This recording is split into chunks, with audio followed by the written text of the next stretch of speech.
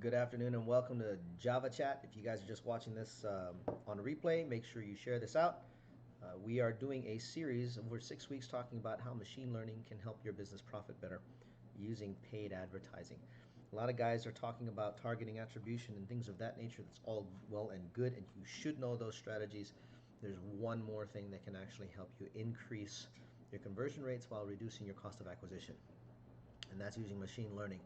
First 2 weeks I talked about AI, artificial intelligence, machine learning, and deep learning. And last week I talked about identity resolution. This week I'm going to get into a couple of the factors that are working against you to keep you from profiting, even with all of those strategies in place. The more you learn them, the better. The more you utilize them, better yet. Once you understand, though, who's actually in competition with you on your profits, you'll understand why this is so important. There are 5 big competitors, 5 factors that shape industry competition no matter what industry you're in. It goes across all of them. The first one is known as powerful suppliers. I talked about that a bit in the first 2 weeks. I'll talk a little bit about it today. Powerful suppliers are, in the case of online advertising, Google, Yahoo, Bing, Facebook, any of the platforms that you have to go to advertise your business. AdRoll if you're doing banners and display ads, things of that nature. The reason there are powerful suppliers because you need to use their data in order to create a custom audience or lookalike audience. And although you're giving them as many parameters and filters as you can to get the right audience, you're still marketing to an audience, essentially their audience. It's their data that you are renting. Since they're in business for themselves to make money, why wouldn't they charge you accordingly? If you're going to rent their data, they're going to charge you whatever they feel is appropriate.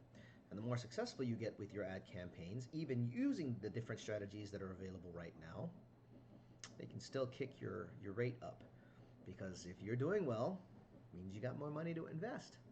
And it means they get to take a bigger piece of the pie each time. Does it happen? Yeah, happens often. I talk to a lot of business owners that are doing smoking great, they're getting killer returns, they're doing great on their display ads. Then all of a sudden they start noticing little ticks, small ticks going up higher and higher and higher, and all of a sudden their 2 to 3 cent views and their $2.34 conversions start getting up to 5 and 8 cents a view, and $4.50 and $5.50 per conversion, and it baffles them because they're using the right custom audiences, they're using the right parameters, the right attributions, they're using the right targeting, demographic and interests, etc. And still their cost of advertising goes up, and it's because you're going back to them to use their data. When you use a custom audience, now provided if you have your own data, which you should be collecting emails online, and you should be using that as part of your marketing strategy. That first party data forces them to slow down their upticks on their charging. In fact, they can't charge you as much to rent data unless you're going for the lookalike data. Now you're going back into their data because now you're saying, well, I have this, so you can't charge me a ton for this. This is mine. And you will display my ads to these people according to the emails. The only problem with that is you only have emails. You're still using the data that's in their hash files from the platforms. In other words, you're still renting the data that Google and Facebook and Bing and Yahoo have as far as the behavioral data. Now, when you go lookalike, you're definitely renting from them. So who's in control? You have now a silent business partner that can charge you whatever they want, tell you how much you can spend, and when you can display your ad to what audience. And in the midst of all of that, you have to figure out what message will draw the right person, the individual, out of that audience to come to your website and take a bribe, a free bribe, or take an offer, whatever that offer may be. And if you don't know who they are, and they don't convert on your website, and you come back and say, I need to do this again, you're renting their data again. So powerful suppliers are big ones. They are the ones that are the probably the least known as far as who's competing for your profits. Most people don't even think about it because it's like, well, it's just part of the necessary evil of advertising. True, however, there are other ways and means to keep that under control so that your cost of acquisition doesn't get out of hand, and that their charging doesn't get outrageous. I'll give you a second one. I've only got 5 minutes to do these, so I try to get through as much as I can at a time. Number two would be existing competitors. They're doing the same things that you are. Sometimes they're hiring somebody who's a specialist. Sometimes they're doing it themselves. Obviously, they're going to get in there and try to rent that same data, try to get their message out in front of your audience because they want your audience too. And then it becomes a competition there. So you have them as well. How do you do that? How do you beat that? Well, coming out with the right kind of messaging, the right kind of, super niching down into what it is that you want to be. Per se, if you're a financial planner, you don't want to just come out and go, hey, I got this killer annuity, and at the same time, I can do financial planning for you.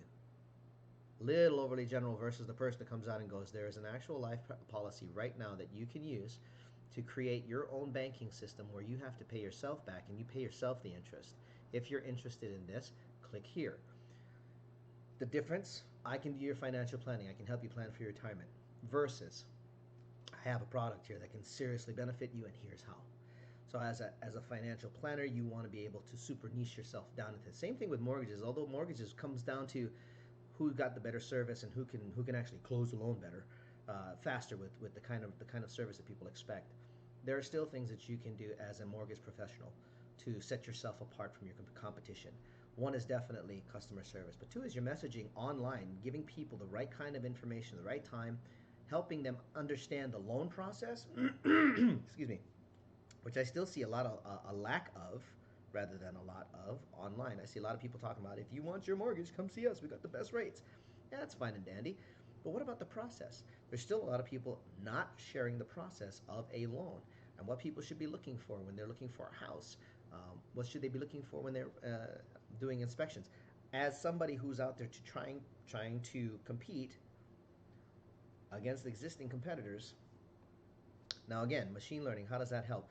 When you have the right kind of data and you're doing your paid advertising, because the machines have given you first party data with the right kind of behavioral data in those files that we talked about. And if you didn't, go back and watch the first two videos and you'll see what I'm talking about. The right behavioral data in those files, you'll not only have the right kind of information to get out to your market and to the individuals, you'll have it show up right in a weirdly timely fashion where some people will go, golly, that's karma. I was just looking at that yesterday. Machine learning can actually help get you ahead of your competitors. Let's see, I think that's about 5 minutes. So we're going to end it on that. There's 3 more. I can rip through those next week with you. And then the last week, we're going to talk exactly about how the whole process works.